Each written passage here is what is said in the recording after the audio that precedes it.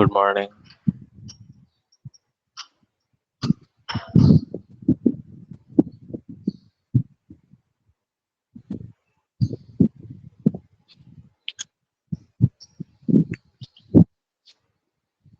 Good morning. Good morning.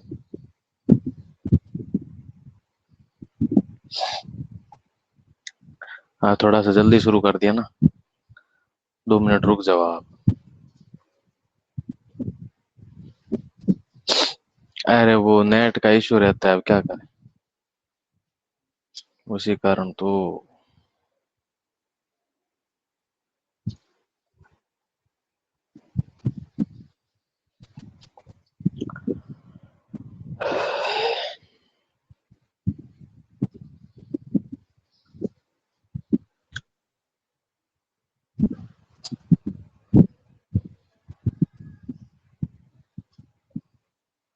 KVPY का exam. हाँ, KVPY का मतलब होता है किशोर वैज्ञानिक प्रोत्साहन योजना। हाँ, भर सकते हो, कोई दिक्कत वाली बात नहीं। स्कॉलरशिप मिलती है आगे की हायर एजुकेशन के लिए, अच्छे इंस्टीट्यूट में एडमिशन मिलता है। बढ़िया है।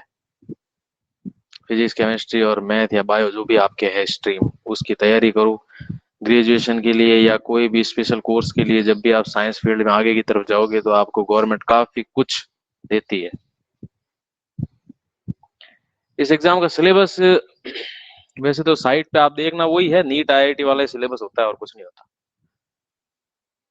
हाँ, पेपर इतना टफ नहीं आता जितना नीट आईआईटी का होता है, बस लेवल अच्छा होता है। स्कॉलरशिप मिलती है, मेन तो ये चीज है कि हायर एजुकेशन के लिए। जैसे आप अभी तो 11th 12th में बच्चे हैं, 12th वाले बच्चे जब देते हैं इसका एग्जाम, 11th वाले भी दे सकते हैं।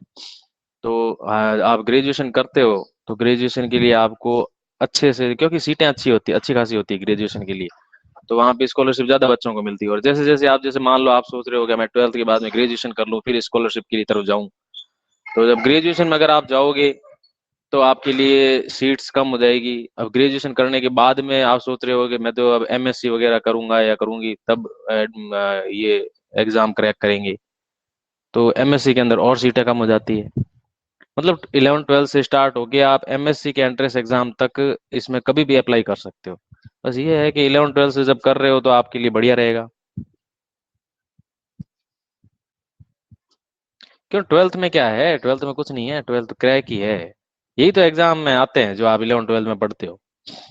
क्रैक अपने आप हो जाता है, पढ़ाई करनी है बस। अच्छे से पढ़ाई करोगे सारे एग्जाम क्रैक हो जाते हैं। सिर्फ 11 12 करने से क्या होगा। कौन सा एग्जाम, कोई सा भी एग्जाम। एमएससी में क्या है, एमएससी मास्टर ऑफ साइंस, किसी भी एक स्पेशल सब्जेक्ट। जैसे अभी तो आप 3 सब्जेक्ट पढ़ रहे हो, ग्रेजुएशन में जाओगे तो एक आधा सब्जेक्ट कम हो जाएगा। फिर जब पीजी में जाओगे तो आपको उसमें भी सिर्फ एक सब्जेक्ट ही रखना पड़ेगा। जैसे मैंने कर रखी है एमएससी, मैंने सिर्फ केमिस्ट्री में कर रखी है तो सिर्फ केमिस्ट्री पढ़ाता हूँ। ग्रेजुएशन तक मैं केमिस्ट्री और बायो दोनों पढ़ता था। 12th तक मैं बायो, फिजिक्स और केमिस्ट्री तीनों पढ़ता था। हर आगे की स्टेप में आपका एक एक कम हो जाता है सब्जेक्ट। यही होती है एमएससी, और क्या होती है।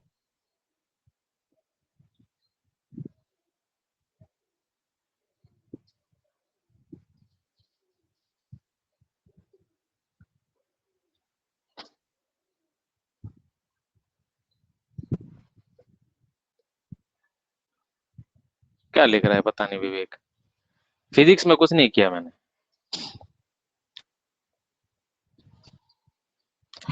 फिजिक्स पे मेरे विचार, सभी सब्जेक्टों के विचार अच्छे होते हैं, सभी सब्जेक्ट बढ़िया ही होते हैं, खराब कुछ नहीं होता। चलो, अब स्टार्ट कर देते हैं, काफी गप्पे मार ली। ओके। कल अपन देख रहे थे एक रिएक्शन देखी थी अपन ने। कौन सी रिएक्शन देखी थी आपने? SN1 रिएक्शन देखी थी। क्या रिएक्शन देखी थी? इस टाइप का कोई एक रिएक्टेंट था आपके पास में, और उस कार्बन को आप कायरल कार्बन बोलते थे, जिसके ऊपर सारे के सारे डिफरेंट ग्रुप जुड़े हुए हैं, सारे डिफरेंट ग्रुप है। मैंने बोला था कि इसके ऊपर अगर H2O लगा दो, अगर आपको मालूम ना पड़े, वैसे तो मालूम क्या पड़ेगा, 2 ब्रोमो और 3 4, 2 ब्रोमो ब्यूटेन है ये। तो आप क्या बोलोगे, इसमें वाटर का जब यूज करते हो तो आपको मालूम पड़ जाता है कि ये SN1 रिएक्शन को फॉलो करता है। और इसके अंदर दो टाइप के प्रोडक्ट बनते हैं। कौन कौन से प्रोडक्ट बनते हैं? एक तो ये वाला प्रोडक्ट बनता है, और एक बनता है ये वाला प्रोडक्ट।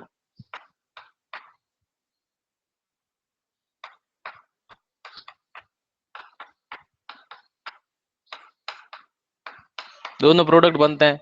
ये वाला प्रोडक्ट ऑप्टिकली एक्टिव होता है, ये प्रोडक्ट ऑप्टिकली एक्टिव होता है, लेकिन दोनों के दोनों प्रोडक्ट एक दूसरे की ऑप्टिकल एक्टिविटी को क्या कर देते हैं? कैंसल आउट कर देते हैं। तो सॉल्यूशन जो है आपका, देखो इस पे विचार करेंगे, थोड़ा बाद में करेंगे, पहले पढ़ लो आप, ठीक है। आपके दोनों के दोनों प्रोडक्ट हैं वो एक दूसरे की ऑप्टिकल एक्टिविटी को कैंसिल आउट कर देते हैं। तो इस टाइप के जो मिक्सर होते हैं, जो इंडिविजुअली तो ऑप्टिकली एक्टिव है, लेकिन उनका जो मिक्सर है वो क्या है? Optically inactive. तो इस टाइप के जो मिक्सर्स होते हैं, जिनको अपन क्या बोलते हैं? Racemic mixer. इनको क्या बोलते हैं अपन?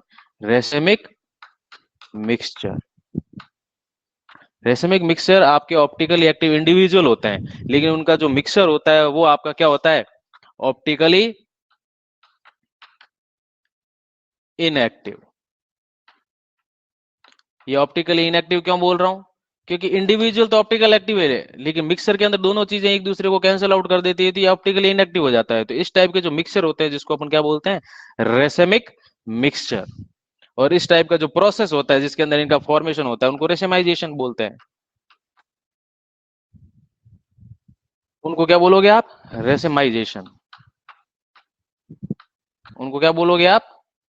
रेसेमाइजेशन। ओके, कोई दिक्कत? हाँ, मिरर इमेज, इसकी मिरर इमेज इसके ऊपर से ऊपर इम्पोज हो जाएगी, नहीं होगी। इसकी मिरर इमेज इसके ऊपर सुपर इम्पोज, दोनों टाइप के प्रोडक्ट बनते हैं ना, तो दोनों की मिरर इमेज बना लो। इसकी जब मिरर इमेज आप बनाओगे, इसकी जब मिरर इमेज बनाओगे आप, ये इसकी मिरर इमेज नहीं है, आप कंफ्यूज हो रहे हो। इसको इसकी मिरर इमेज बता रहे हो, दिख तो रहा है, लेकिन ये इसकी मिरर इमेज नहीं कंसीडर करनी है आपको। ये प्रोडक्ट एक डिफरेंट टाइप का है, ये प्रोडक्ट डिफरेंट टाइप का है। जो आपका कार्बोकेटायन होता है, वो कार्बोकेटायन पे p ऑर्बिटल यूं होता है, और आपका जो न्यूक्लियोफाइल है, वो न्यूक्लियोफाइल आगे से भी अटैक कर सकता है, पीछे से भी अटैक कर सकता है। तो ये वाला प्रोडक्ट भी बना सकता है, ये वाला प्रोडक्ट भी बना सकता है। लेकिन जब इस प्रोडक्ट की अपन ऑप्टिकल एक्टिविटी की बात करते हैं, तो इसकी मिरर इमेज देखते हैं। इसकी जो भी मिरर इमेज होगी वो इसके ऊपर सुपर इम्पोज नहीं होगी। तो अपन कहेंगे कि ये भाई साहब, ये वाला जो प्रोडक्ट है, ये क्या है? ये क्या है आपका? ऑप्टिकल एक्टिव कंपाउंड है। ये क्या है? Optical active. ऐसे कैसे? अगर इसकी मिरर इमेज बनाते हैं अपन, इसकी कोई भी मिरर इमेज बनाते हैं, उसको इसके ऊपर सुपर इम्पोज करते हैं, तो अपन कहते हैं ये कैसा कंपाउंड है? ये भी भाई आपका ऑप्टिकल एक्टिव है। ये भी कैसा है? Optical active. लेकिन आपने देखा कि सॉल्यूशन के अंदर दोनों का फॉर्मेशन हुआ है। जब दोनों का फॉर्मेशन हुआ है, अगर ये ऑप्टिकल एक्टिव है, ये अगर आपके डी ऑप्टिकल एक्टिविटी शो करता है, मतलब आपके अगर ये, लेकिन आपके आपके ये कैसा, किस टाइप की एक्टिविटी शो करता है? ये डी ऑप्टिकल एक्टिविटी शो करता है। तो ये कैसी करेगा आपकी? एल करेगा। मतलब ये अगर क्लॉकवाइज अगर रोटेशन कराता है, तो ये एंटी क्लॉकवाइज करेगा, तो सोल्यूशन की फिर के सारी की सारी ऑप्टिकल एक्टिविटी कैंसिल आउट हो जाएगी, और उसको अपन क्या बोलेंगे? Optically inactive.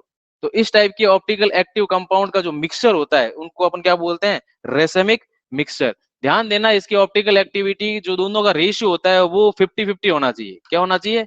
50-50 का रेशियो होना चाहिए। मतलब जितना ये बन रहा है, उतना उतना ये बनना चाहिए। तब इस टाइप के मिक्सर्स को अपन क्या बोलेंगे? Optical activity in racemic mixer बोलेंगे। क्या बोलेंगे?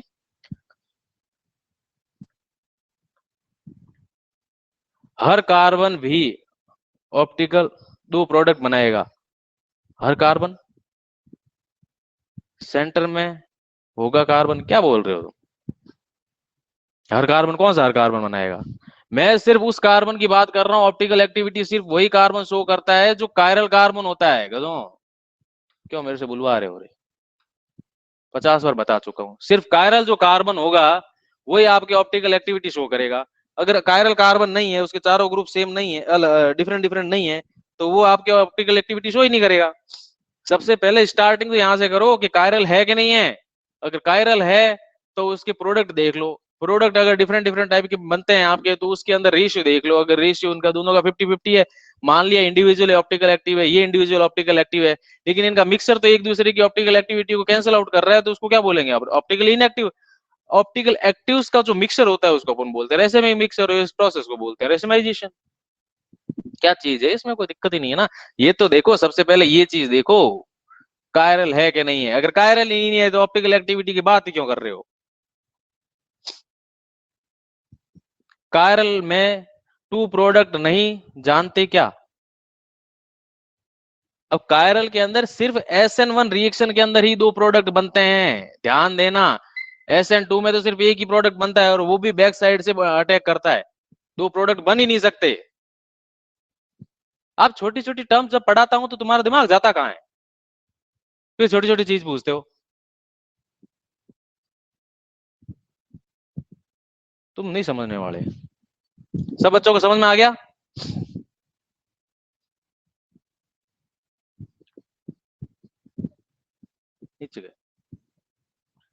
ओके, पूरे वीडियो ढंग से देखा करो, वापस रिवाइज किया करो घर पे जाके। मैं जब किसी टॉपिक को स्टार्ट कर रहा हूं तो शुरू शुरू में उनका बेसिक बताता हूं, फिर आगे जाता हूं, और आप इधर जाने के बाद में इन चीजों को भूल जाते हो। तो इस टाइप की प्रोसेस को अपन क्या बोलेंगे, रेसिमाइजेशन। समझ में आ गया आपको, कोई दिक्कत। रेसिमाइजेशन सिर्फ ऑप्टिकल एक्टिव कंपाउंड के मिक्सर को, रेसिमिक मिक्सर जो होंगे वो ऑप्टिकल एक्टिव कंपाउंड्स के मिक्सर होंगे। याद रखना इनका जो रेशियो होता है वो बराबर बराबर होना चाहिए, 1:1, 2:2, 50:50 जो भी है, क्योंकि अगर कोई भी एक आधा ज्यादा हुआ तो वो ऑप्टिकल एक्टिविटी शो कर देगा। N9 दिक्कत, नो दिक्कत, वेरी गुड। देखो, जो ध्यान से अगर इस तरह से करोगे तो आप केमिस्ट्री नहीं पढ़ पाओगे। आप पता नहीं कहां कहां चले जाते हो। जो मैं आपको पढ़ा रहा हूं सिर्फ उसके ऊपर आप फोकस करो, कुछ मत करो। ओके, ये हो गया आपके रेसिमिक मिक्सचर। इस टाइप के जो कंपाउंड आपको बस छांटना होता है कि क्या ये रेसिमिक मिक्सचर शो करेगा, क्या ये करेगा, क्या ये नहीं करेगा। समझ गए, आपको बस छांटना होता है। ओके, यही कंपाउंड था, ऐसा ही कुछ था जिसके अंदर आप बता सकते हो। ठीक है, एक आपको एग्जाम्पल देता हूं एग्जाम्पल क्वेश्चन कैसे आता है कई बार एग्जाम में। एक आपके पास में एक क्वेश्चन है। क्या क्वेश्चन है, आपको कोई बोलता है कि भाई साहब ये वाला एक ब्रोमाइड है। कैसा ब्रोमाइड है, ये वाला एक ब्रोमाइड है जो आपका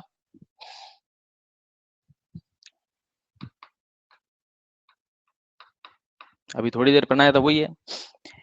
क्वेश्चन में बोल देगा कि ये जो आपका सबस्ट्रेट है, ये सबस्ट्रेट कैसा है, ऑप्टिकली एक्टिव है। आपको दिख रहा है ऑप्टिकली एक्टिव है, क्या किसी को इसमें प्रॉब्लम। ऑप्टिकली एक्टिव है कि नहीं है। सबसे पहले ऑप्टिकल एक्टिविटी देखने के लिए आप क्या करोगे, इसके ऊपर स्टार मार्क बनाओगे। स्टार मार्क क्यों बनाओगे, अगर ये डिफरेंट डिफरेंट ग्रुप को सेटिस्फाई करता है तो ये कार्बन है, ऑप्टिकल एक्टिविटी शो करने के लिए। सारे कार्बन ऑप्टिक रेसिमिक मिक्सर क्यों देंगे, रेसिमिक मिक्सर सिर्फ ऑप्टिकल एक्टिव कंपाउंड देते हैं, सारे नहीं देते। अगर किसी कंपाउंड के अंदर कायरल कार्बन ही नहीं है, ऑप्टिकल एक्टिविटी वो शो ही नहीं करेगा, तो उसका मिक्सर रेसिमिक मिक्सर बोल ही नहीं सकते अपन। क्या बेवकूफ वाली बात है, पता ही नहीं तुम्हारा भेजा कहां जाता है। इसको बोलते हैं अपन कायरल कार्बन। और सुन लो, ऐसे बच्चे जो ज्यादा दिमाग लगा रहे हो ना, तुम्हारा दिमाग दिमाग लगता ही रह जाएगा और पता नहीं क्या का क्या हो जाएगा और तुम कहीं फंसे रह जाओगे।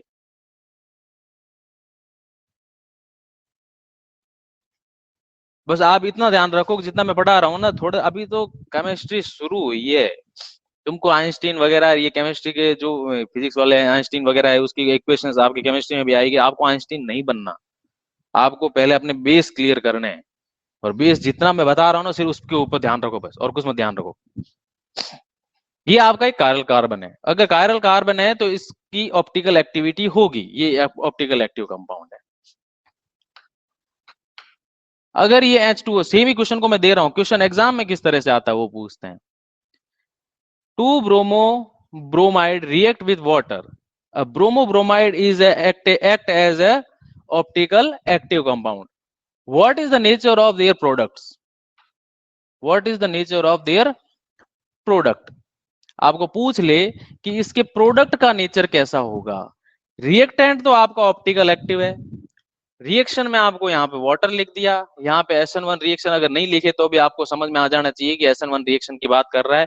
और बताओ इसके प्रोडक्ट का नेचर कैसा होगा। तो आप क्या करोगे, सबसे पहले SN1 रिएक्शन जब समझ में आ जाएगी तो आप क्या करोगे मैं बताऊं, आप बैठे बैठे क्या करोगे, अपना दिमाग लगाओगे और आप नंबर लेके आओगे माइनस में 0। ऐसे नहीं होता है।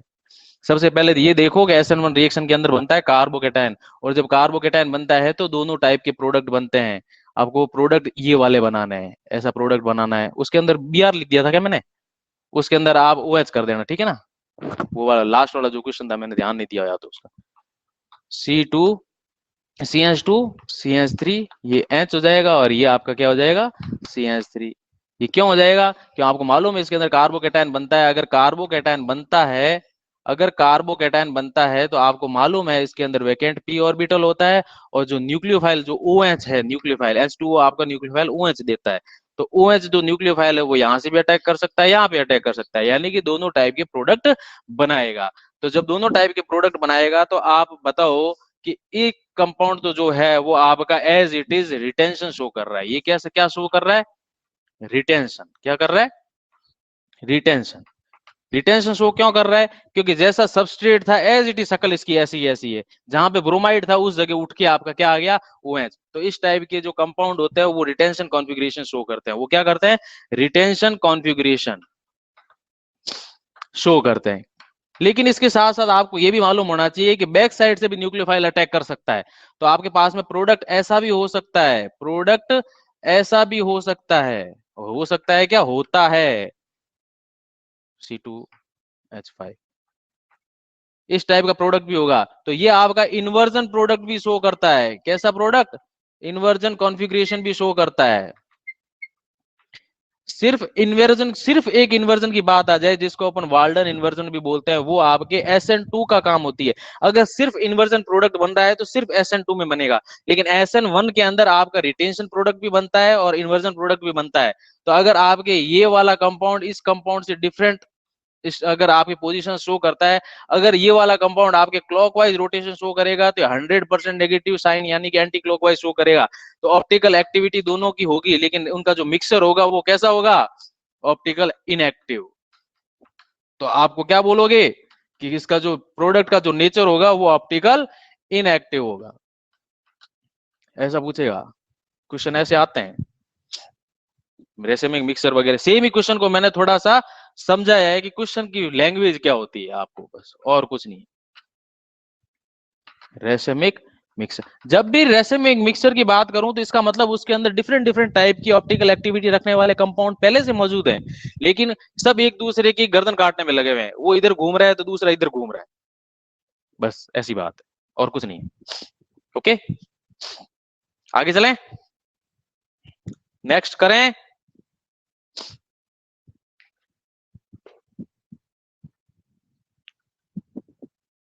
लगभग आपके ये हो गए एलिमिनेशन रिएक्शंस। हटा दूं,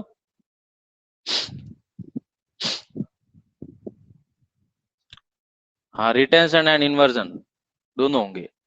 इन SN1 के अंदर अपन इन्वर्जन को ज्यादा इसलिए नहीं पढ़ते क्योंकि इसका जो रिटेंशन भी एज इट इज रहता है इसके प्रोडक्ट में।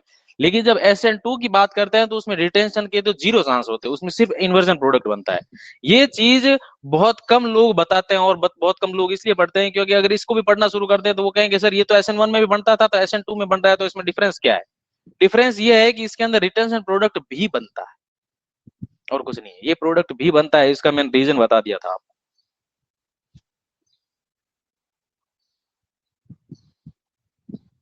क्या होगा, रिटेंशन एंड इन्वर्जन होगा क्या है, अब मुझे नहीं मालूम, तुमको मैं नहीं बता सकता।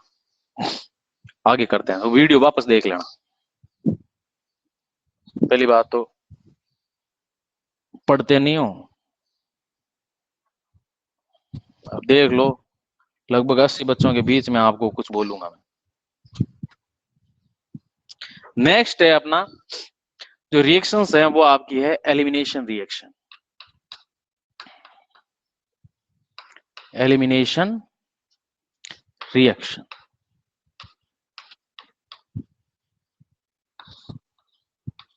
अरे मैं तो थोड़ा सा आपको टॉपिक, थोड़ा सा आपकी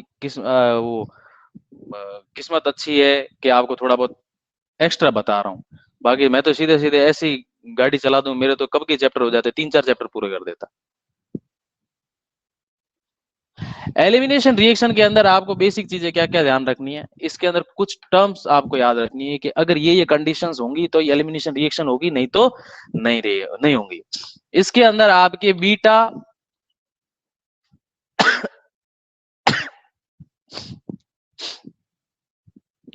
बीटा हाइड्रोजन प्रेजेंट होना चाहिए। क्या होना चाहिए? बीटा हाइड्रोजन प्रेजेंट होना चाहिए। ये जो रिएक्शंस होती हैं ये आपकी बेस की प्रेजेंस में होती है। किसकी प्रेजेंस में होती है? बेस। और बेस भी कैसा होना चाहिए? अच्छा खासा होना चाहिए। वैसे तो वीक बेस का भी यूज करोगे तो कोई बड़ी बात नहीं है, लेकिन स्ट्रॉन्ग बेस का यूज करोगे तो ये रिएक्शन अच्छे से हो जाएगी। क्या मैथ्स? पता नहीं तुम क्या बोलते रहते हो, तुम पढ़ने पे ध्यान दो। और एलिमिनेशन रिएक्शन में जो प्रोडक्ट होता है वो आपके होते हैं एल्कीन। क्या होते हैं? Alkenes are products. ठीक है। और ये जो एलिमिनेशन रिएक्शंस के जो मेजर प्रोडक्ट्स होते हैं, जो मेजर प्रोडक्ट्स होते हैं, ये आपके एक रूल को फॉलो करते हैं जिसको अपन बोलते हैं सेट जेफ रूल। क्या बोलते हैं उसको? सेट जेफ रूल को फॉलो करते हैं। जो मेजर प्रोडक्ट हमेशा होगा वो सेट जेफ रूल को क्या करेगा? फॉलो करेगा। अगर आपके सामने अगर कोई एल्कीन बन रही है तो उसमें एल्कीन एक से ज्यादा बन सकती है।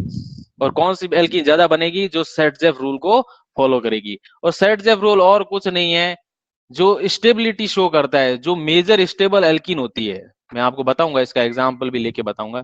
Major stable alkene, major stable जो एल्कीन्स होती हैं वो आपके सेट-जेफ रूल को ज्यादा फॉलो करती है और उसका प्रोडक्ट होता है वो मेजर होता है। और एल्कीन के लिए सब वही चीज बात है कि आपके मोर हाइपर कॉन्जुगेशन शो होता है। वहां पे क्या होता है? Hyper conjugation. अब यहाँ पे जो हाइपर कॉन्जुगेशन है वो भी आपके sp3 हाइड्रो, जो कार्बन है वो कैसा होना चाहिए? sp3 हाइब्रिडाइज्ड कार्बन होना चाहिए। अगर वहां पे हाइपर कॉन्जुगेशन जितने ज्यादा होंगे तो वो स्टेबल एल्कीन होगी, और वो अगर स्टेबल एल्कीन होगी तो उसका जो मेजर प्रोडक्ट होगा जिसको अपन सेट-जेफ रूल से फॉलो करवाएंगे।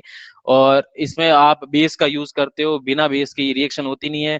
इसके अंदर आप न्यूक्लियोफाइल का यूज नहीं करोगे। Nucleophile are not used in these reactions. Nucleophile और बेस में क्या अंतर होता है वो भी बताऊंगा आपको। मेन चीज ये है कि ये कंडीशन इसके अंदर होंगी तो ये आपके जो प्रोडक्ट बनेंगे वो आपके एलिमिनेशन रिएक्शंस को फॉलो करेंगे। सबसे पहले तो बीटा हाइड्रोजन होना चाहिए, बी हाइड्रोजन नहीं है, ये बीटा हाइड्रोजन है। बीटा हाइड्रोजन प्रेजेंट होने चाहिए आपके, और वहां पे बेस की रिएक्शन होगी और एल्कीन प्रोडक्ट बनेंगे, और ये वाले एल्कीन प्रोडक्ट ज्यादा स्टेबल, हाँ साइंटिस्ट का नाम था, सेट जेफ प्रोडक्ट यहाँ पे ज्यादा स्टेबल बनते हैं। ओके, आगे करें, एग्जांपल ले लें आगे, हटा दूं मैं इसको। जैसे देखो मैंने आपको ये एलिमिनेशन रिएक्शन पढ़ाया, आपको बेसिक छोटी छोटी चीजें बताई, इनसे रिलेटेड मैं आपको एक एग्जांपल भी कराऊंगा। और जब कल आपको कोई क्वेश्चन पूछूंगा तो आप सब फर्जी क्वेश्चन पूछोगे, और क्या क्वेश्चन पूछोगे वो भी बता दूंगा आपको, मैं अभी बता दूंगा।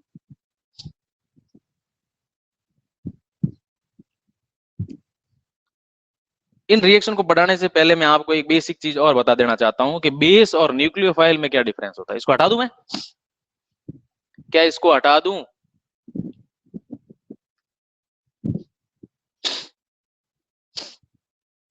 ओके,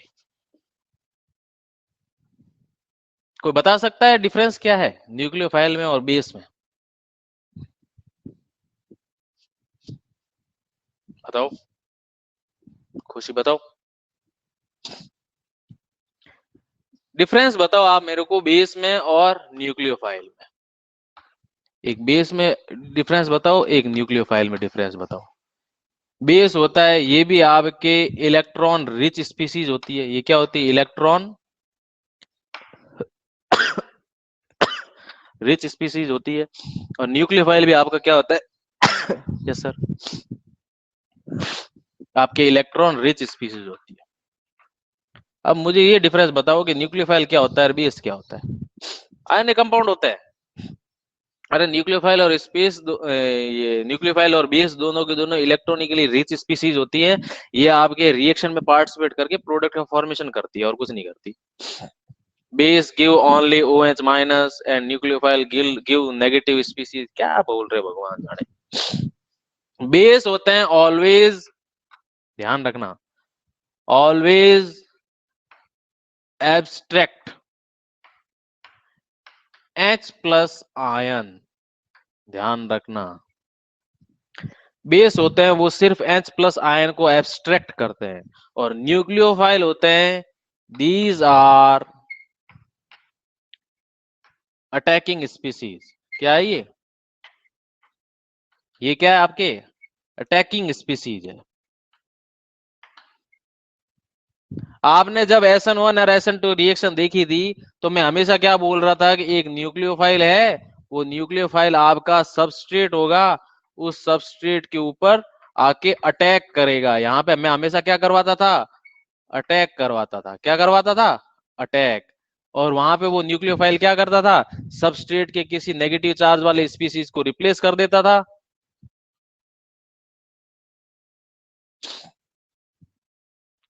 अरे वो सब सही है, सब सही है। ये चीज ध्यान रखो, इस चीज में सारी चीजें खुलासा हो जाता है और कुछ नहीं है। ज्यादा आपने को इधर उधर टेंशन लेने की जरूरत नहीं है। न्यूक्लियोफाइल हमेशा अटैक करता है और आपका जो बेस है वो हमेशा कहीं से भी H प्लस आयन को एब्स्ट्रैक्ट करने की कोशिश करेगा। अगर आपने बेस लिया है तो बेस क्या करेगा? देखेगा कि सामने उसके पास में कहीं पे कोई ऐसी पॉसिबिलिटी है कि वो H प्लस डोनेट कर सके या उसमें से मैं H प्लस निकाल सकूं। अगर उसमें से पॉसिबिलिटी दिखती है तो वो बेस की तरह बिहेव करता है। अगर वहां पे H प्लस को एब्स्ट्रैक्ट करने की पॉसिबिलिटी नहीं दिखती तो वो क्या करता है? वहां पे न्यूक्लियोफाइल की तरह बिहेव करता है। सेम OH जो है, अगर मैं यहाँ पे एक KOH की बात करता हूं, अगर मैं यहाँ पे एल्कोहलिक KOH की बात करता हूं, किसकी? अगर कोई एल्कोहल के अंदर आपके KOH डाला हुआ है और एक आपके एक्वस KOH है, तो एक्वस जो KOH होगा ये कभी भी आपके H प्लस को एब्स्ट्रैक्ट नहीं करेगा, क्योंकि इसके अंदर पहले से एक्वस पानी डाल रखा है। तो ये H प्लस को सामने वाले से क्यों लेगा? इसको तो पानी से खूब सारा H प्लस मिल रहा है, तो ये सबस्ट्रेट का जाके H प्लस क्यों लेगा? तो यहाँ पे ये आपके न्यूक्लियोफाइल की तरह बिहेव करता है। और एल्कोहलिक KOH के अंदर आपको एल्कोहल इजीली H प्लस नहीं देता, तो ये KOH का जो OH माइनस यहाँ से होगा ये आपका बेस की तरह बिहेव करेगा। बस ये है कि गिरगिट अपनी पोजीशन, गिरगिट होता है वो सामने वाले को देख के रंग बदलता है। अगर उसको कहीं से पॉजिटिव H प्लस दिख रहा हो, H प्लस आयन कहीं से अगर निकलता हुआ दिखे उसको, तो वो बेस की तरह बिहेव करेगा। और अगर H प्लस आयन की पॉसिबिलिटी नहीं है तो अब उसको अपना बेस का नेचर छोड़ के न्यूक्लियोफाइल की तरह बिहेव करना पड़ सकता है। कभी भी किसी एक टाइप के आप जो रिएजेंट होते हैं इनको फिक्स मत करो कि ये हमेशा न्यूक्लियोफाइल की तरह बिहेव करेंगे। पॉसिबिलिटी देखो कि क्या वो वहां पे उसकी उसके लायक है कि नहीं है। क्या इस चीज को समझो? इस चीज में लोग अपनी कई सालों की पढ़ाई निकाल देते हैं, उनको ये नहीं मालूम पड़ता कि न्यूक्लियोफाइल क्या होता है, बेस क्या होता है।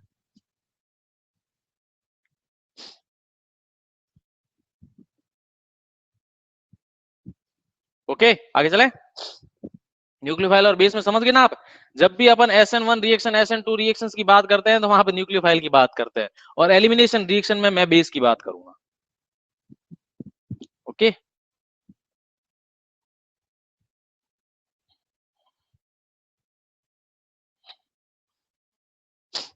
Elimination reactions. एलिमिनेशन रिएक्शंस में सबसे पहला अपन एग्जांपल लेते हैं। अगर आपके पास में मैं एक ये वाला एक हेलो एल्केन ले लेता हूं, क्या ले लेता हूं? एक ब्रोमो इथेन ले लेता हूं, ठीक है। अब मैं इस ब्रोमो इथेन है, इस ब्रोमो इथेन के ऊपर अगर मैं यहाँ पे बोल दूं कि मैं यहाँ पे बेस लगाता हूँ, सिर्फ एल्कोहलिक वेल्कोहलिक बाद में लिखेंगे, मैं यहाँ पे बेस लगाता हूँ, तो ये बेस क्या करेगा? इस ब्रोमो एल्केन में देखेगा कि क्या इसके अंदर कहीं पे बीटा हाइड्रोजन प्रेजेंट है। यहाँ पे क्या बीटा हाइड्रोजन प्रेजेंट है। अगर मैं इसी कंपाउंड को मैं खोल के लिखूं तो मैं क्या ऐसे लिख सकता हूँ, CH2Br, ऐसे लिख देता हूँ। ठीक है, ये Br ऐसे लिख देता हूँ। यहाँ पे एक हाइड्रोजन लिख देता हूँ, यहाँ पे एक, चलो मैं बाकी वाले दो हाइड्रोजन एक साथ ही लिख देता हूँ। ठीक है, इसी को मैंने थोड़ा इस तरह से लिखा है। क्या यहाँ पे किसी को कोई प्रॉब्लम है? क्या यहाँ पे किसी को कोई प्रॉब्लम है? ओके। जो आपका हेलोजन जिस कार्बन से अटैच है उस कार्बन को अपन बोलते हैं अल्फा कार्बन। इसको क्या बोलते हैं अपन? Alpha carbon. और उसका नेक्स्ट जो भी कार्बन है वो आपका कैसा होता है? Beta carbon. क्या होता है? Beta carbon. क्या इसमें कोई प्रॉब्लम? हेलोजन जिस कार्बन से अटैच है अल्फा कार्बन, और उस अल्फा कार्बन के पास वाला जो भी कार्बन है वो आपका बीटा कार्बन। और बीटा कार्बन पे जो भी हाइड्रोजन अटैच है तो उनको आप क्या बोलोगे? Beta hydrogen. इसमें तो कोई नई बात नहीं है ना? इसमें कोई नई बात तो नहीं है ना? अल्फा कार्बन समझ गए, उसके पास वाला पड़ोसी उसका बीटा कार्बन, और बीटा कार्बन पे आपके हाइड्रोजन प्रेजेंट होने चाहिए। ध्यान रखना, बीटा कार्बन आपका sp3 हाइब्रिडाइज्ड होना जरूरी है। अगर sp2 हाइब्रिडाइज्ड हुआ तो ये रिएक्शंस नहीं होती। sp3 इसलिए है क्योंकि इस कार्बन की सारी वैलेंसी सिंगल बॉन्ड है। ये H2 का मतलब इसके अंदर भी दो हाइड्रोजन हाइड्रोजन इस तरह से सिंगल बॉन्ड की फॉर्म में है। ओके, हाँ कितने भी हो उससे अपने को क्या लेना देना है। जितने ज्यादा अल्फा हाइड्रोजन होंगे उतना ज्यादा स्टेबल प्रोडक्ट बनेगा, वो आगे देखेंगे अपन।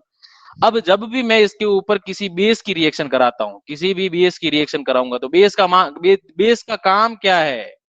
हाइड्रोजन H प्लस को क्या करता है? ये एब्स्ट्रैक्ट। ये क्या करेगा? इसमें से H प्लस एब्स्ट्रैक्ट करना चाहेगा। तो हमेशा इस टाइप के जो कंपाउंड होते हैं बीटा हेलो एल्केन, इसको बोलते हैं बीटा हेलो एल्केन, के बीटा के पास बीटा हाइड्रो एल्केन, इसको मतलब इसके पास में हाइड्रोजन है, अल्फा पोजीशन पे आपका हेलोजन है। तो अगर इसके बीटा पोजीशन पे कार्बन है वो sp3 है, फर्स्ट कंडीशन। दूसरी कंडीशन, उसके पास में क्या वहां पे हाइड्रोजन प्रेजेंट है, तो हाँ, तो ये वाले हाइड्रोजन होते हैं ये इजीली H प्लस की फॉर्म में रिलीज हो जाते हैं। ये वाला भी हो सकता है, इसमें दो है, कोई भी हो सकते हैं। तो ये प्रोडक्ट थोड़ा इस तरह से बनता है। किस तरह से बनता है? CH2 नेगेटिव चार्ज, वैसे तो नेगेटिव बनता नहीं है, चलो मैं तो अभी बता देता हूं आपको, वैसे नेगेटिव बनता नहीं है। आप देखोगे कि ये वाला जो हाइड्रोजन का जो बॉन्ड है ये बॉन्ड ब्रेक होगा। क्या होगा? ये वाला बॉन्ड ब्रेक होगा। अगर ये बॉन्ड कैसा है? सिग्मा बॉन्ड है। ये कैसा बॉन्ड है आपका? Sigma bond. और कार्बन और ब्रोमीन यानी कि हेलोजन के बीच में जो बॉन्ड है ये भी बॉन्ड कैसा? सिंगल बॉन्ड है, तो इसको भी अपन सिग्मा बॉन्ड बोलते हैं। ये वाला सिग्मा बॉन्ड ब्रेक होके आपके यहाँ पे आ जाएगा और ये वाला Br माइनस बाहर निकल जाएगा। समझ रहे हो?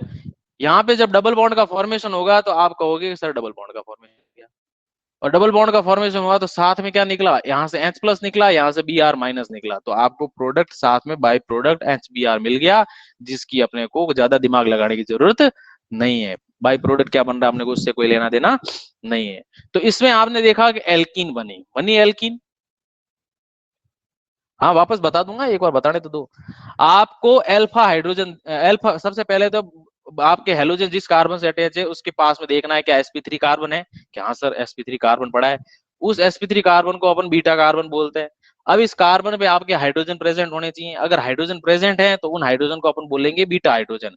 अब जब भी बेस से रिएक्शन कराओगे तो बेस क्या करते हैं? इन बीटा हाइड्रोजन को एब्स्ट्रैक्ट कर लेते हैं, क्योंकि बीटा हाइड्रोजन आपके एसिडिक नेचर रखते हैं, वो H प्लस इजीली डोनेट कर देता है। और जैसे ही ये H प्लस डोनेट करेगा तो ये बॉन्ड ब्रेक होके कार्बन के बीच में आ जाएगा, तो कार्बन की यहाँ पे वैलेंसी यहाँ 5 हो जाएगी, तो इस वैलेंसी को कम करने के लिए Br वापस निकल जाएगा।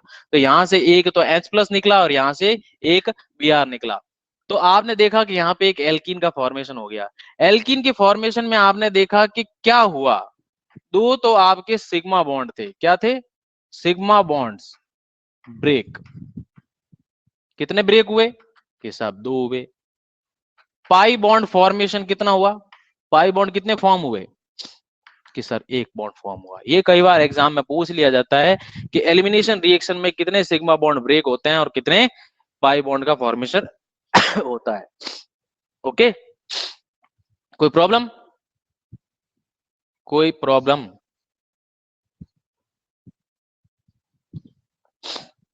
एलिमिनेशन रिएक्शन के बेसिक टर्म्स याद रखना। आपकी कंडीशंस होनी चाहिए, बीटा हाइड्रोजन प्रेजेंट होने चाहिए और कार्बन आपका sp3 होना चाहिए और रिएक्शन बेस की प्रेजेंस में हो रही है। अगर यहाँ पे बेस नहीं लूंगा और मैं कोई न्यूक्लियोफाइल ले लूंगा तो SN1 रिएक्शन हो जाएगी। तो यहाँ पे SN1 रिएक्शन हो जाएगी और वहां पे कोई और दूसरा प्रोडक्ट जुड़ जाएगा, वहां पे एल्कीन नहीं बनेगी। ओके, समझ रहे हो? समझाऊं?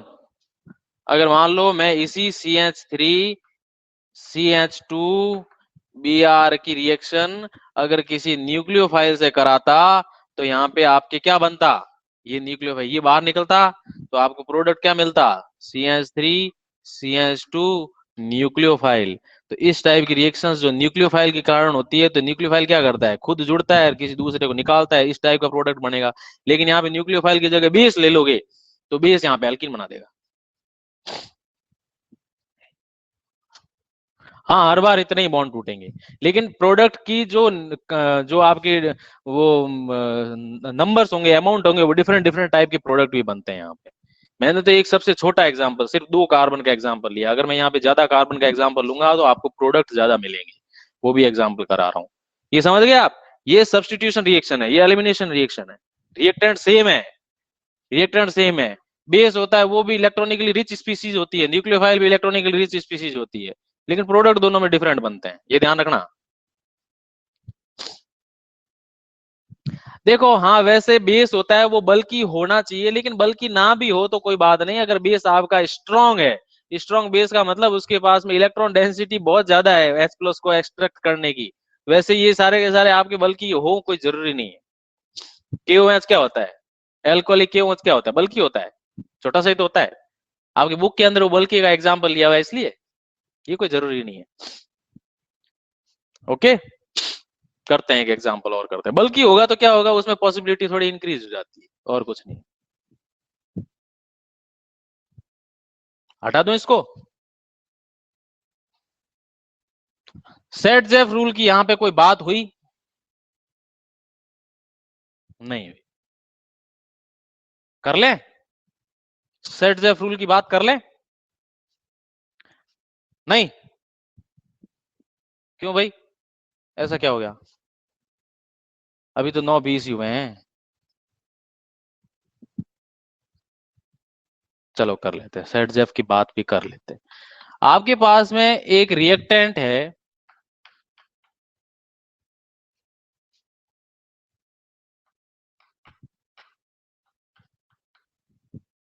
कोई दिक्कत? कोई दिक्कत? अगर मैं यहां पे बेस से रिएक्शन कराता हूं तो प्रोडक्ट बताओ क्या बनेंगे? मैं बताता हूं। सबसे पहले तो जो हेलोजन जिस कार्बन से अटैच है उस कार्बन को आप अल्फा कार्बन बोलोगे। कोई दिक्कत? नो दिक्कत। पास वाला कार्बन कौन सा है? Beta carbon.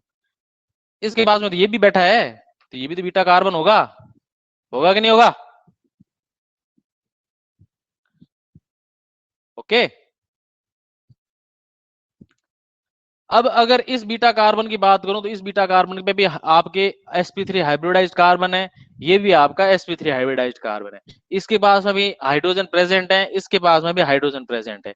तो एक बार तो इधर वाला हाइड्रोजन निकाल के इधर वाला एल्कीन बना सकते हैं, एक बार इधर वाला हाइड्रोजन निकाल के इधर एल्कीन बना सकते हैं। बना सकते हैं कि नहीं बना सकते हैं? अगर आपको प्रॉब्लम हो तो आप ऐसे लिख दो, एक हाइड्रोजन को मैं ऐसे लिख देता हूं, इधर से मैं एक हाइड्रोजन को तोड़ के ऐसे लिख देता हूं। कोई दिक्कत? ओके। एक बार मैं प्रोडक्ट बनाता हूं, ये वाला, ये बॉन्ड इधर जाएगा, Br- बाहर, तो आपको प्रोडक्ट क्या मिलेगा? CH3 CH2 CH double bond CH2। ज्यादा दूर नहीं चला गया? ओके, कोई दिक्कत? और एक बार मैं प्रोडक्ट क्या बनाता हूं, ये वाला, येलो लो, लो, ये येलो दिख रही है क्या? एक बार ये लेता हूं और एक बार इस ब्रोमीन को बाहर निकालता हूं, तो प्रोडक्ट क्या बनेगा आपका? CH3 CH double bond CH single bond CH3। दोनों पॉसिबिलिटीज आपके सामने है, दोनों के दोनों एल्कीन्स फॉर्म होगी होगी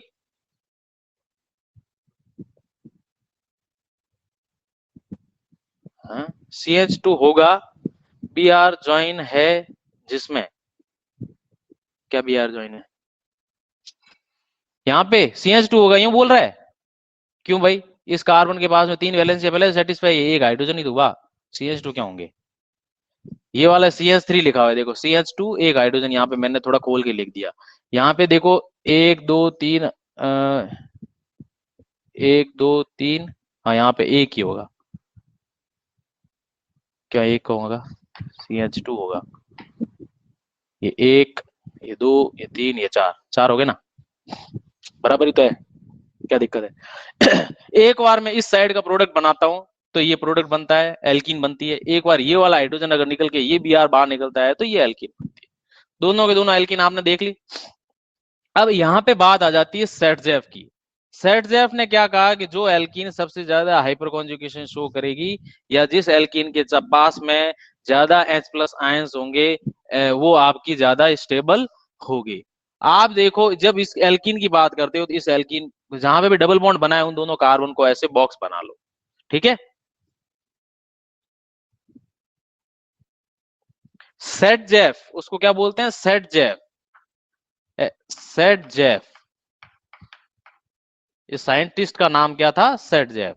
अब सेटजेफ ने जो प्रोडक्ट बताया कि उसने बताया कि कौन सा प्रोडक्ट ज्यादा स्टेबल होगा।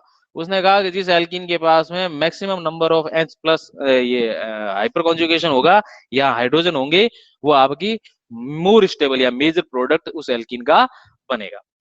आप जब भी एल्कीन की बात करते हो तो आपको कंफ्यूज हो रहा हो कि कौन सी एल्कीन पे ज्यादा हाइपर कॉन्जुगेशन दिख रहा है या हाइड्रोजन दिख रहा है, तो वो आप इस तरह से बॉक्स बना लो। ये वाली एल्कीन पे भी इस तरह से बॉक्स बना लो। अब इस एल्कीन के पास में यहाँ पे कितना हाइड्रोजन है? 3 हाइड्रोजन। यहाँ पे कितने हाइड्रोजन है? 6 हाइड्रोजन है। तो ये आपकी मेजर एल्कीन बनेगी। और इस एल्कीन के पास में सिर्फ 2 ही है, तो ये आपकी माइनर बनेगी। कैसे बनेगी? माइनर प्रोडक्ट बनेगा। जो मेजर प्रोडक्ट बनेगा उसी को अपन सेटजेफ प्रोडक्ट बोलते हैं। उसी को क्या बोलते हैं अपन? Saytzeff product. कोई प्रॉब्लम?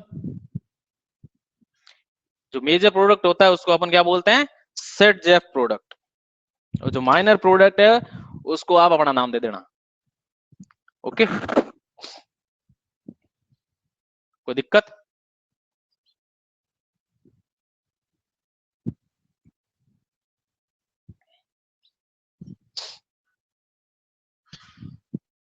ओके, दिक्कत दे दूं?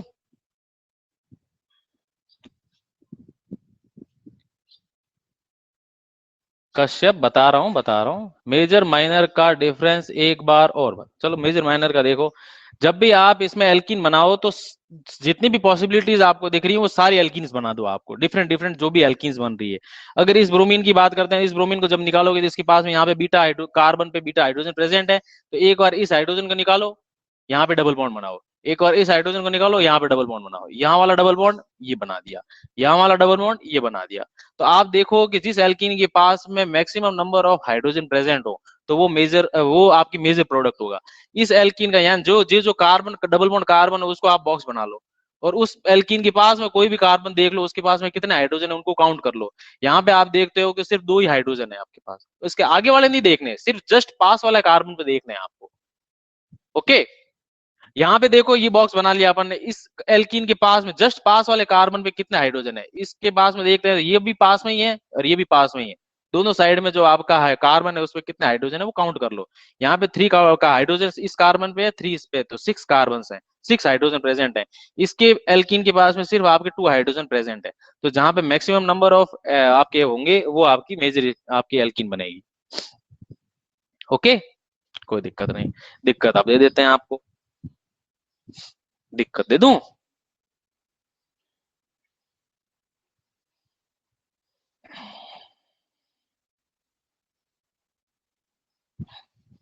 चलो दिक्कत दे देते हैं।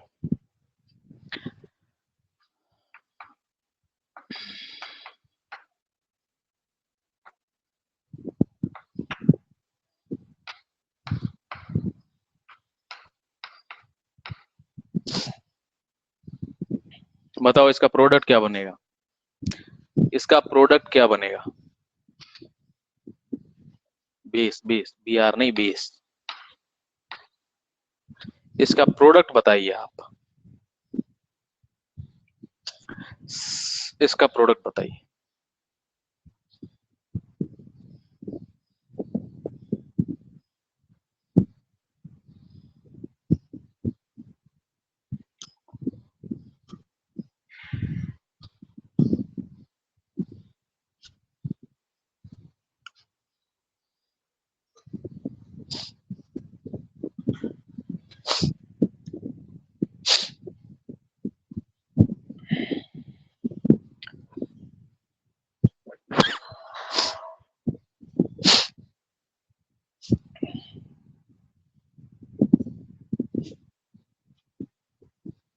एच हटके स्टेबल हो जाएगा क्या? हाइड्रोजन हटके स्टेबल हो जाएगा क्या हाइड्रोजन? सबसे पहले तो इस कार्बन को आप खोल के देखो, ये क्या बना हुआ है, CH3, CCl, CH3, CH3। अब मैं यहाँ पे लगा रहा हूँ आपका बेस। बेस क्या करता है, आपके हाइड्रोजन को एब्स्ट्रैक्ट करता है। क्या करता है? एब्स्ट्रैक्ट करता है। किसके? हाइड्रोजन के पास जो एक हेलोजन है, इस हेलोजन वाले कार्बन को तो आप अल्फा कार्बन बोलोगे, इस कार्बन को बीटा कार्बन बोलोगे। इस हेलोजन, इस अल्फा कार्बन के पास में ये भी बीटा कार्बन पड़ा है, इस अल्फा कार्बन के पास में ये भी बीटा कार्बन पड़ा है। यानी कि आपके पास में तीन तीन बीटा कार्बन है और तीनों के ऊपर आपके खूब सारे हाइड्रोजन पड़े हैं। तो आप क्या करोगे, यहाँ पे एल्किन बनाओ, यहाँ पे एल्किन बनाओ, यहाँ पे एल्किन बनाओ, सारी एल्किन एक जैसी होंगी।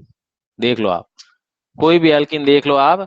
एल्किन, यहाँ पे एल्किन कैसे बनाओगे आप, यहाँ पे देखो, इसको मैं ऐसे लिख दूं, CH2H, ये डबल बॉन्ड यहाँ पे CH3। एलिमिनेशन रिएक्शन ही नहीं होगी, क्यों भाई? एलिमिनेशन रिएक्शन ही नहीं होगी, उल्टा इसका प्रोडक्ट तो उल्टा ज्यादा अच्छा होता है, सबसे ज्यादा स्टेबल प्रोडक्ट होता है इसका।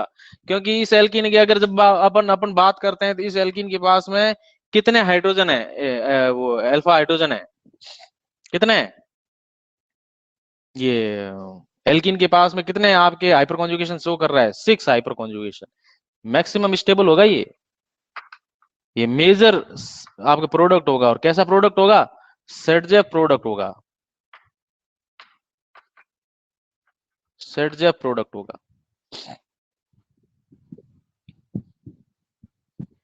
वीडियो क्लियर नहीं है? बफरिंग हो रही है क्या? तो रोहित तेरे को क्या दिक्कत है? रोहित आपका खुद का नेट खराब है, समझ गए आप? तो आप इससे एक कंक्लूजन निकाल सकते हो कि, मेरे को एक बात बताओ, मैं आपको एक ऑर्डर पूछता हूं कि आपके सेट जेफ प्रोडक्ट का जो ऑर्डर है वो मेरे को बात बताओ आप।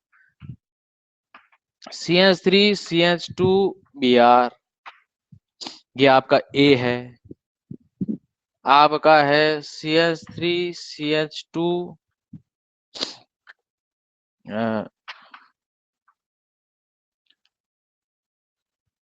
CH2, Br। एक आपको लिख देता हूं, ये भी है आपका रिएक्टेंट, ठीक है। CH3, C, CH2, इधर H कर देता हूं और इधर Br। एक आपको बोल देता हूं मैं, ये आपका C रिएक्टेंट है, ठीक है। और एक आपका है ये CH3, नीचे ज्यादा हो गया,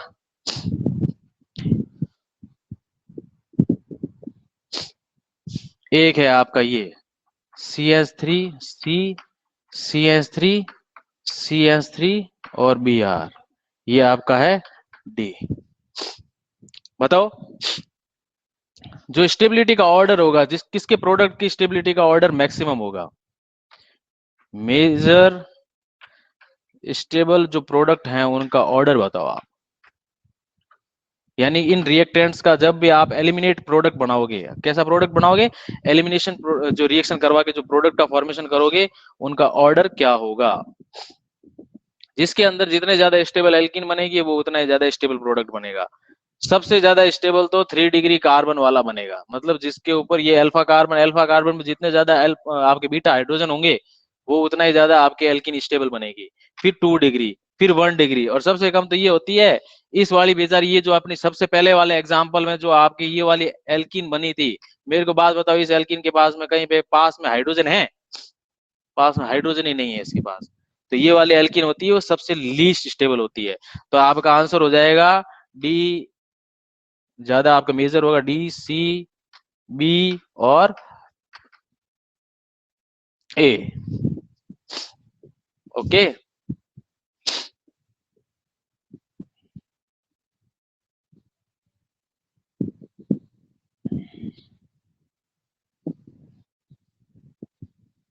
बी क्यों लिख रहा है भाई पहले रोहित? इसमें देख, यहाँ पे एल्किन बनेगी तो यहाँ पे 3 हाइपर कॉन्जुगेशन है, इसमें यहाँ पे एल्किन बनेगी तो भी 3 हाइपर कॉन्जुगेशन। हाँ, डी, बी और सी दोनों इक्वल आएंगे, ये दोनों इक्वल आएंगे, ये दोनों इक्वल आएंगे।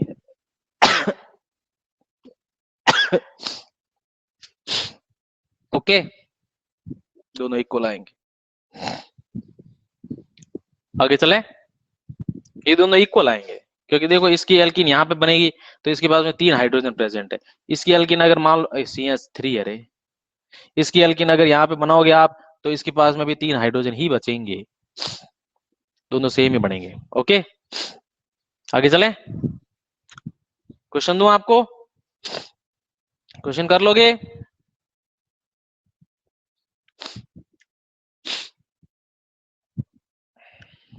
या आगे बढ़ा दूं, या कोई क्वेश्चन दूं?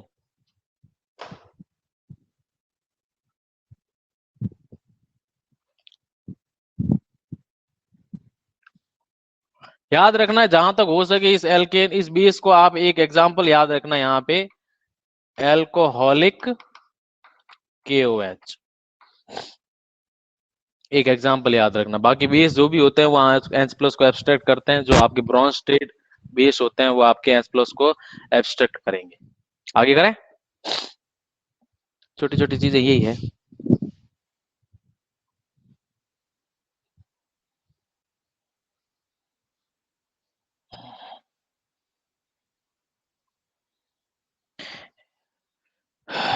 मेटल वाली रिएक्शंस कर लें या इसका एक एग्जांपल दूं आपको?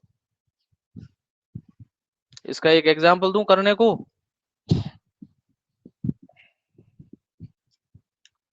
इसका क्या एग्जांपल दूं आपको करने को? चलो इसका एक एग्जांपल करो आप।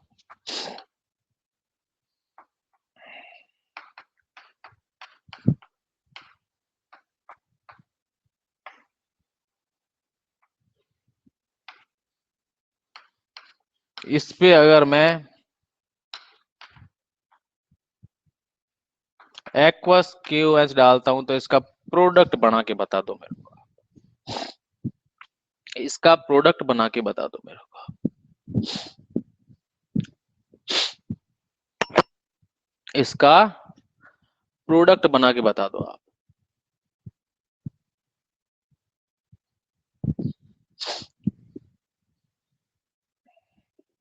और एक गारंटी दूं आपको कि 99% लोग गलत करेंगे। हाँ, नो एलिमिनेशन, एलिमिनेशन कुछ भी कर लो आप, बनेगा ही नहीं, ऐसा तो नहीं हो सकता। कुकर में अगर कुछ डाला है तो कुछ ना कुछ तो होगा ही, भले पानी गर्म हो, कुछ ना कुछ तो होगा ही। आंसर दो, इसका आंसर प्रोडक्ट क्या बनेगा?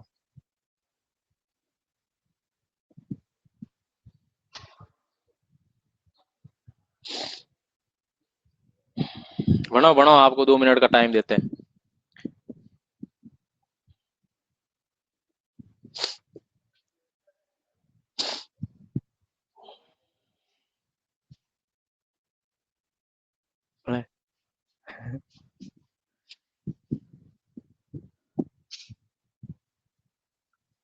इसका आंसर दो, जल्दी दो इसका आंसर।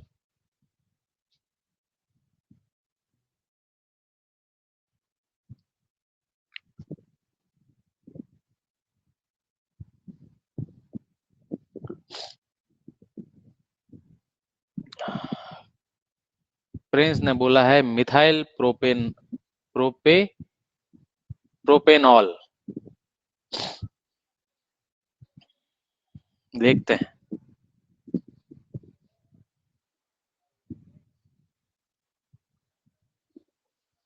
अबे सीएल कहाँ से लगा रहा है, यहाँ पे तो मैं ओएच की बात कर रहा हूँ, जो भी होगा वो ये ओएच माइनस है। अब ये यहाँ पे बेस है या आपका न्यूक्लियोफाइल है, ये चीज आपको देखनी है।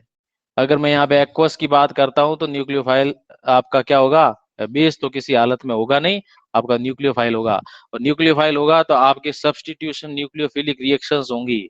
और अगर यहाँ पे एक्वस की बात कर रहा हूँ तो यहाँ पे ये हाइड्रोजन का सोर्स होगी, तो इजीली एच आपके जैसे यहाँ पे 1 डिग्री की बात कर रहा हूँ तो 1 डिग्री आपके ये 1 डिग्री बन रहा है, क्या बन रहा है 1 डिग्री। लेकिन यहाँ पे एक्वस की बात कर रहा हूँ तो वो एक्वस आपका क्या होगा, पोलर प्रोटिक सॉल्वेंट। और पोलर प्रोटिक जो सॉल्वेंट होगा वो आपके SN1 रिएक्शंस देता है ना। अब SN1 रिएक्शन देगा तो आपको मालूम है कि इसकी जगह कार्बोकेटाइन बनाना है, क्या बनाना है, carbocation CH3 CH CH3 CH2। ये बताओ सच सच किस किसने बनाया, सच सच बताओ किस किसने बनाया ये, आपने बनाया,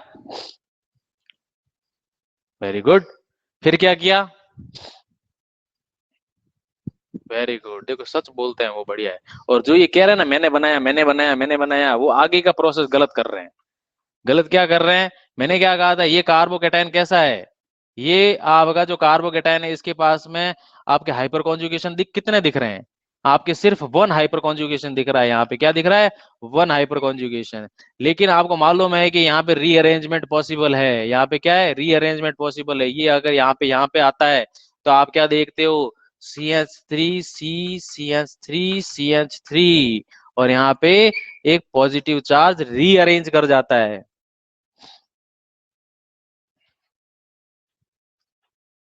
यहाँ पे क्या होता है, मैंने दे दी ना सर, हाँ वो नरेंद्र जी ने दिए नरेंद्र जी, ठीक है। आपको मालूम है यहाँ पे कार्बोकेटाइन को रीअरेंज करना है, और जब रीअरेंज कर दिया तो फिर आप यहाँ पे न्यूक्लियोफाइल जो भी है वो न्यूक्लियोफाइल क्या था, यहाँ पे OH माइनस है, यहाँ पे न्यूक्लियोफाइल क्या है OH माइनस है, वो यहाँ पे अटैक कर देगा और प्रोडक्ट आपका क्या बनेगा, प्रोडक्ट आपका क्या बनेगा, कोई दिक्कत, ऑक्सीजन कहाँ गया, कौन सा ऑक्सीजन, कौन सा ऑक्सीजन, ये वाला, ये OH जोड़ दिया ना यहाँ,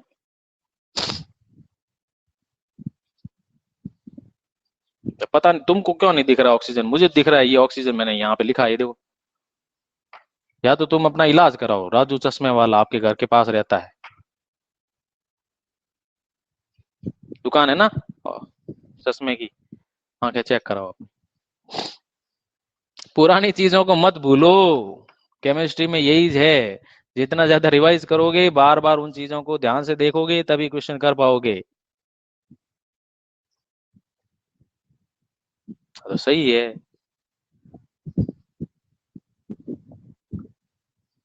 तो कोई ना कोई और होंगे और क्या है। ओके, आप तो हार गए क्वेश्चन में भाई, ऐसे मत करो, एक्टिव रहो। ऐसे नहीं है कि सीधा सीधा एलिमिनेशन रिएक्शन दिख रही है तो एलिमिनेशन टिका दो, SN1 दिख रही है तो सीधा SN1 दिखा रहे हो आप वो रीअरेंजमेंट भूल गए, क्योंकि आप रीअरेंजमेंट के क्वेश्चंस को प्रैक्टिस नहीं करते। क्या है ये 2 मिथाइल प्रोपीन H3O KBr, क्या है 2 मिथाइल प्रोपीन,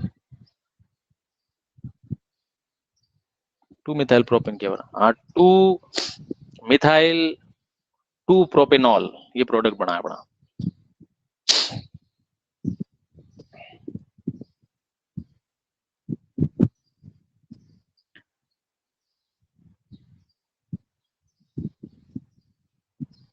सर आ गए क्या, मुझे दिख नहीं रहे, क्यों क्या हुआ, बफरिंग हो रही है क्या,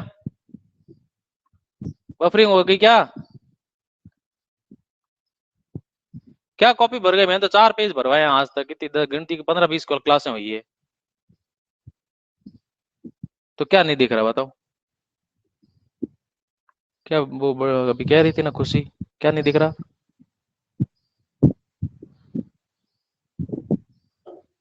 आज वाह करो, क्या वाह करो, आवाज नहीं आ रही,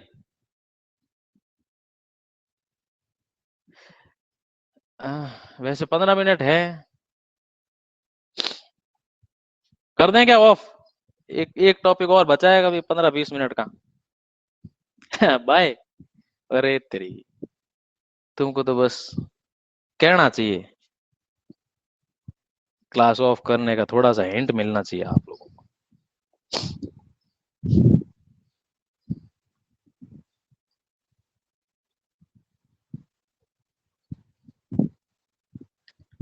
उस क्वेश्चन का आंसर कौन सा क्वेश्चन अभी पीछे करा था वो?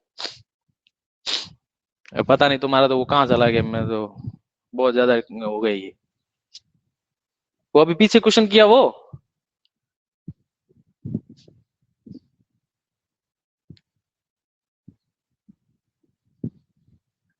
नहीं नहीं विवेक, ऐसे नहीं, तुमको या तो मैं एक छोटा सा कोई व्हाट्सएप ग्रुप बना के बता दूंगा, उसमें आप अपने असाइनमेंट डाल देना।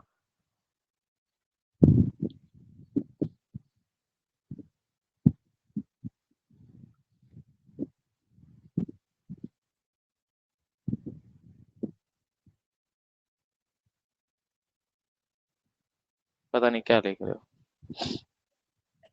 हाँ वो समझ में आ गया, मुझे कह रहे हो क्या समझ में आ गया?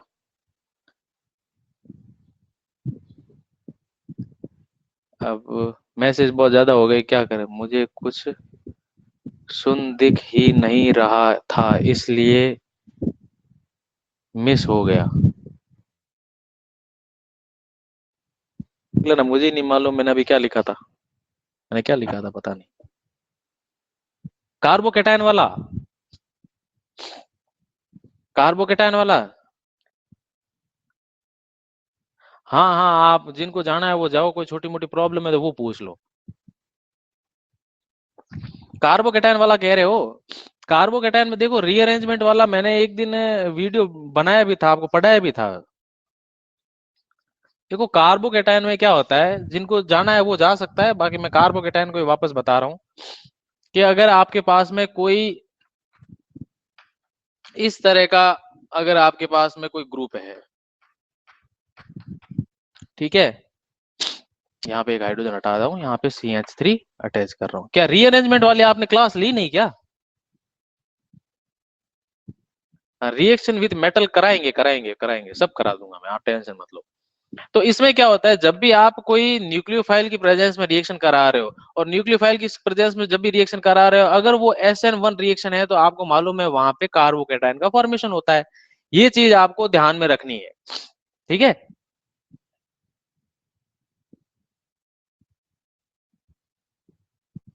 केमिस्ट्री पढ़ाकर मूड खराब कर देता हूँ, कल से ज्वाइन मत करना, पापा को कॉल कर दूंगा, मूड सही हो जाएगा तुम्हारा, ठीक है? अब आप क्या करते हो, जब भी न्यूक्लियोफाइल के प्रेजेंस में रिएक्शन होती है तो ये वाला आपका लिविंग ग्रुप आपके यहाँ से लीव कर जाता है और कार्बोकेटायन का फॉर्मेशन होता है यहाँ पे। जब यहाँ पे आपने देखा कि कार्बोकेटायन इस तरह से यहाँ पे फॉर्म हो गया, ये लो यहाँ पे कार्बोकेटायन का फॉर्मेशन हो गया। लेकिन कार्बोकेटायन का फॉर्मेशन होने का मतलब ये नहीं है कि यहाँ पे जो न्यूक्लियोफाइल है ये आके अटैक यहाँ पे कर दे, सीधा प्रोडक्ट बना दे, ऐसा पॉसिबल नहीं होता डायरेक्टली। सबसे पहले ये देखना पड़ता है कि क्या ये कार्बोकेटायन स्टेबल है या नहीं। अगर स्टेबिलिटी देखनी हो तो इस कार्बोकेटायन के पास में देखो कि जो कार्बन है उसके पास में कितना हाइड्रोजन प्रेजेंट है, सीधा देखो आप। अब या तो अगर आपको पूरा समझ में नहीं आया तो हाइपर कॉन्जुगेशन कार्बोकेटायन वाला पूरा आप वीडियो देखना। कार्बोकेटायन के जस्ट पास में जो कार्बन है उसके पास में कितने हाइड्रोजन है, इस कार्बन के पास में कितने हाइड्रोजन, जो कार्बोकेटायन के जस्ट पास में है, इधर भी हो सकता है उधर भी हो सकता है, अपने पास में एक ही साइड में है तो आपके पास में देखो यहाँ पे एक ही हाइड्रोजन है। तो अगर आपके अंदर इसके अंदर पॉसिबिलिटी है रीअरेंज करने की, इसके अंदर अपन रीअरेंजमेंट कहते करते हैं, क्या करते हैं, रीअरेंजमेंट। अब जब रीअरेंजमेंट का करते हैं तो रीअरेंजमेंट अपन किसका करते हैं, हाइड्राइड का भी करते हैं, तो इसको बोलते हैं हाइड्राइड शिफ्टिंग। अगर इसका एक हाइड्रोजन यहाँ पे है, ऐसे इस तरह से लिख दिया, अगर इस हाइड्राइड को मैं उठा के यहाँ पे लगा दूं, क्या लगा दूं, इस हाइड्राइड को उठा के मैं यहाँ पे लगा दूं, इस कार्बोकेटायन के ऊपर लगा दूं, तो आप देखोगे कि आपका कार्बोकेटायन शिफ्ट हो गया। कहां पे शिफ्ट हो गया, ये ऐसे शिफ्ट हो गया, ये कार्बोकेटायन अब यहाँ पे आ गया, क्योंकि हाइड्राइड लेके गया है वो H- की फॉर्म में रीअरेंज होता है। यहाँ पे इसको क्या बोलते हैं, हाइड्राइड शिफ्टिंग। इसको क्या बोलते हैं, हाइड्राइड शिफ्टिंग। और हाइड्राइड होता है H-, ध्यान रखना, H प्लस होता है हाइड्रोजन आयन, लेकिन प्रोटॉन भी बोलते हैं उसको, लेकिन ये हाइड्राइड है, ये H माइनस की फॉर्म में जाता है, ये माइनस यहाँ से उठा के यहाँ चिपका देता है और इस कार्बन पे पॉजिटिव चार्ज आता है। अब देखो इस कार्बन के ऊपर कितने हाइड्रोजन हाइपर कॉन्जुगेशन प्रेजेंट है। यहाँ पे 3 हाइड्रोजन है, यहाँ पे 3 हाइड्रोजन है, यहाँ पे 3 हाइड्रोजन है, यहाँ पे 9 हाइड्रोजन या 9 हाइड्रोजन है, वो हाइपर कॉन्जुगेशन शो करते हैं। लेकिन यहाँ पे इस कार्बोकेटाइन के पास में सिर्फ ये कार्बन पे हाइड्रोजन एक था, यहाँ पे सिर्फ एक ही हाइपर कॉन्जुगेशन शो करता है। तो आप बताओ यहाँ पे एक ज्यादा है कि 9 ज्यादा है? आप कहोगे सर 9 ज्यादा है। तब आप इसके ऊपर प्लस के ऊपर आप क्या करोगे, इस न्यूक्लियोफाइल को ले जाके अटैक करा दोगे और आपका प्रोडक्ट इस तरह से बन जाएगा, इस तरह से बन जाएगा। ये वाला प्रोडक्ट मत बना देना, आप ये वाला प्रोडक्ट बना दोगे कि सर इसको उड़ाओ और इसकी जगह OH बना दो, आप ऐसे बना देते हो CH3 CH CH3 CH2 OH। आपके सबके दिमाग में ये रहता है कैसे बन जाएगा, जबकि ऐसे नहीं बनता है। कार्बोकेटाइन की स्टेबिलिटी को देखोगे आप। अरे सर खुशी को एक्वस वाला समझ नहीं आया, एक्वस वाला मतलब कल बताएंगे, और बताए ठीक है, वीडियो वापस देखो या तो। एक्वस तो मैंने इसलिए लिखा था कि एक्वस होता है वो H प्लस का सोर्स होता है, और H प्लस का सोर्स है तो वो रिएक्शन आपकी बेसिक रिएक्शन नहीं होगी, वो न्यूक्लियोफिलिक रिएक्शन हो जाएगी।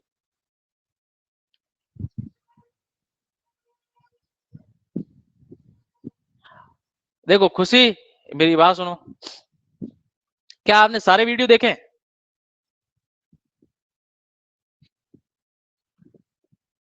खुशी पहले, नो सर वेरी गुड, यही तो देखो आंसर यही मिल गया। आप पहले है ना सीक्वेंस वाइज सारे आप पहले देखो। मान लिया आपने कहीं से कोई छोटा मोटा कोर्स ले रखा होगा, बड़ा कोर्स ले रखा होगा, वो बात है, उन्होंने पता नहीं कौन से चैप्टर शुरू किए होंगे, सब बढ़िया है, खराब कुछ नहीं है। लेकिन वीडियोस को सबको सीक्वेंस वाइज देखो, जब तक सीक्वेंस वाइज नहीं देखोगे तो आपको आगे की चीजें समझ में नहीं आएगी। मैं इतना बेसिकली समझा रहा हूँ, इतनी छोटी छोटी चीजों को समझा रहा हूँ कि सबको समझ में आ रहा है। आप या तो क्लास से रेगुलर अटेंड नहीं कर रहे, या आप सोच रहे हो कि मैं रिकॉर्डेड देख लूंगी। रिकॉर्डेड देखो, रिकॉर्डेड पड़ी रहती है, वो पड़ी ही रहती है, उनको नहीं देख पाते। इसलिए जहां तक हो सके थोड़ा आप लाइव रहो तो आपके भी बढ़िया रहेगा। रिकॉर्डेड तो है ही, मैं तो रिकॉर्ड करके रख ही देता हूँ, ये भी वीडियो रिकॉर्ड, एक दिन बीच में कोई भूल गया था, 5th वीडियो था, अब नहीं बनाया जाएगा, कभी बना दूंगा, और उस दिन रिकॉर्ड करना भूल गया। बाकी आप सारे वीडियोस देखो एक बार, है ना, एक दिन आप उसके अंदर वो स्पीड तेज करने वाला भी ऑप्शन आता है।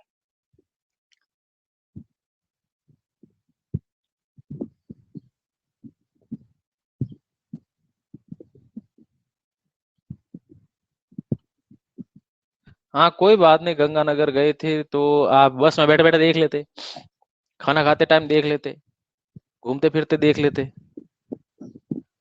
वो तो आपके ऊपर है भाई, देखना आपको, टाइम आपको मैनेज करना है ना। अरे ओए जयेश, रोहित, तुम दोनों को मैं ब्लॉक कर दूंगा, फिर करते रहना आपस में चैटिंग। ओके क्लास एंड करते हैं, ठीक है।